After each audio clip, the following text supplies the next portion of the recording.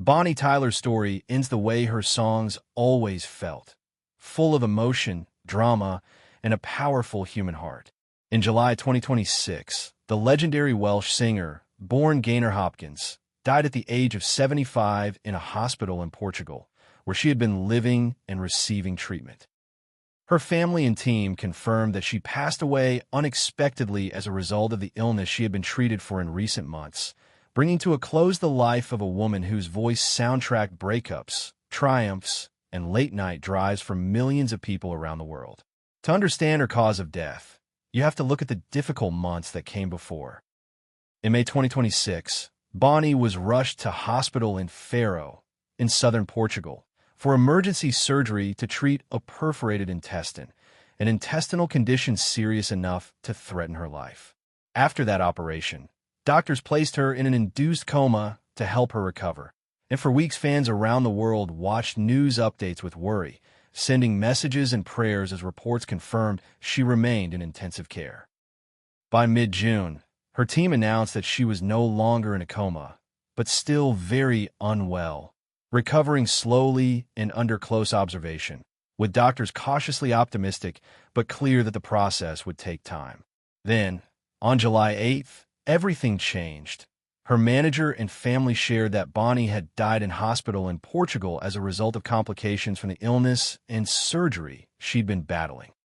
In simple terms, her cause of death was complications following that serious intestinal illness and emergency operation, a fight her body, finally, could not win. Bonnie Tyler's age at the time of her passing deepens the sense of both loss and gratitude. Born on June 8, 1951, she had just turned 75 a month before her death. Those numbers carry weight because they frame a career that stretched across more than 5 decades.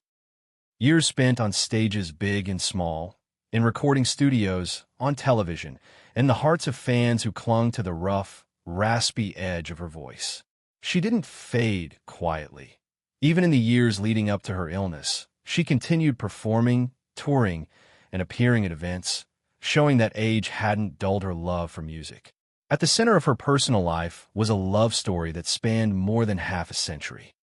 Bonnie Tyler married Robert Sullivan, a club manager and later property developer, on July 4, 1973, after meeting him in the early 1970s when she was singing in nightclubs in Swansea, Wales. They remained together for 53 years, an extraordinary length of time in any life, and especially notable in the often unstable world of entertainment. Their relationship was described as unconventional but deeply committed. While Bonnie chased musical success and fame, Robert built a career in real estate and property development, and together they crafted a life that balanced the spotlight with a more grounded, private world. The couple split their time between Portugal and Wales, creating a rhythm that allowed Bonnie to perform and record while also retreating to quieter places where she could live more like any other person. Hosting friends, working on property projects, and enjoying the sunshine and slower pace of life in the Algarve region. They never had children, but their bond, shared businesses, and decades together created a family of 2, surrounded by extended relatives, longtime friends, and fans who felt like they knew them through Bonnie's voice and presence. Beyond her marriage, Bonnie's family story includes her roots. Born as Gaynor Hopkins in Skewen, near Neath in South Wales, she grew up in a large working-class family, with music arriving not as something glamorous and distant, but as a living, breathing part of daily life. Early on, she sang in local clubs and pubs, learning how to hold an audience, how to pour real emotion into every line, and how to turn heartbreak and hope into performance. Those modest beginnings gave her the grounding that stayed with her even when fame came calling. Her career, of course, is where most of the world found her.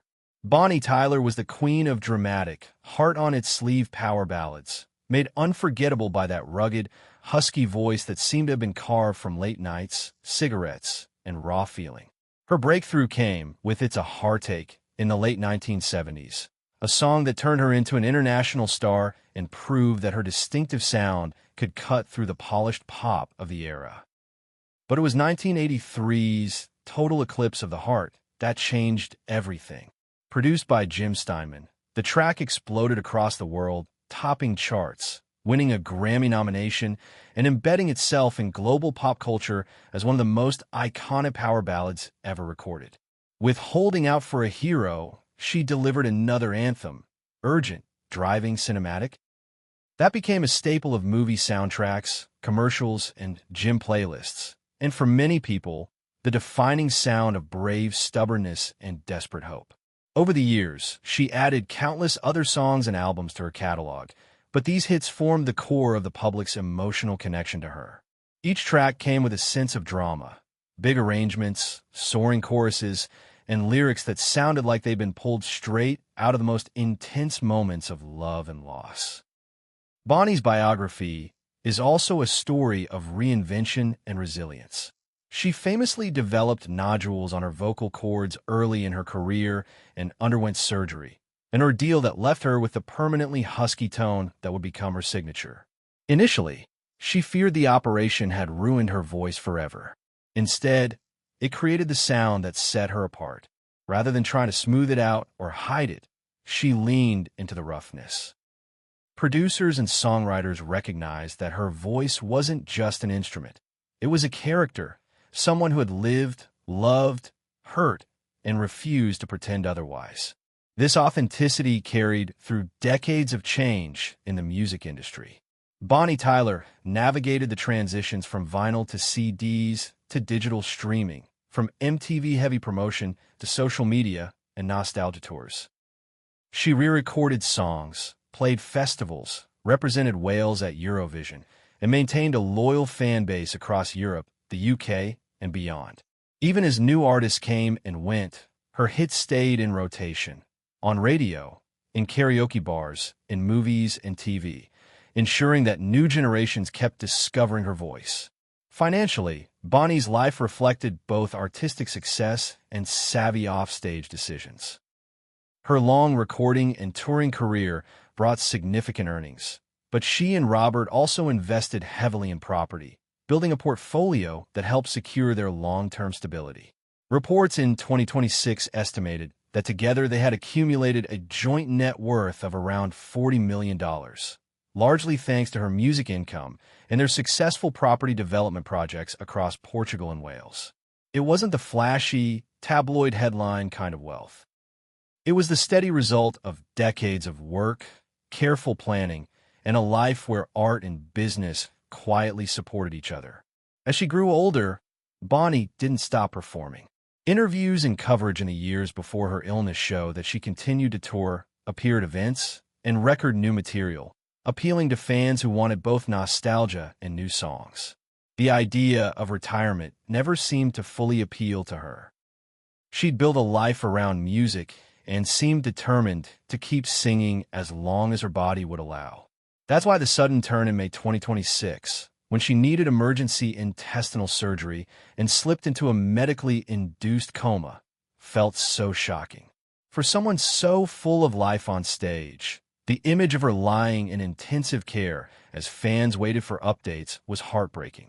When her team announced in June that she was out of the coma but still very unwell, there was hope, cautious, fragile hope, that she might slowly recover, even if it meant stepping back for public life. But in early July, the final update arrived. Bonnie Tyler had died unexpectedly in hospital in Portugal from the illness she'd been fighting. The word unexpectedly hits hard. It reminds us that even when someone has been ill, even when we prepare ourselves, loss can still feel like a sudden, sharp break, a moment we never truly wanted to believe would come. Her husband, Robert, her extended family, and her team expressed their devastation, calling her death heartbreaking and asking for privacy as they processed the loss of a woman who had been at the center of their lives for decades. Meanwhile, fans across the world responded in the way they knew best, by playing her songs. Total Eclipse of the Heart surged again, echoing through headphones and speakers, serving as both tribute and farewell. Holding Out for a Hero took on new shades of meaning. Suddenly, it sounded not just like a call for someone to save the day, but as a reminder of the hero she'd been for people who felt seen in her music. In the end, Bonnie Tyler's biography reads like the arc of one of her own songs, A beginning rooted in humble places, a rise fueled by talent and struggle, a middle full of intensity and spectacle, and an ending that carries both pain and grace.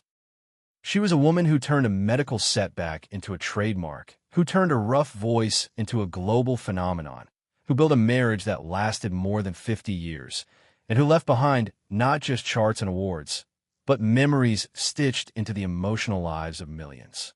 If Bonnie Tyler's life and music have ever touched you, if you've belted out Total Eclipse of the Heart at the top of your lungs, found strength in holding out for a hero, or felt less alone because of that distinctive husky voice, take a moment to honor her legacy. Please like this video, and if you want more deep, emotional stories about the artists behind the songs we love, consider subscribing to the channel. Together, we'll keep remembering voices like Bonnie Tyler's, carrying them forward in our own lives, one song and one memory at a time.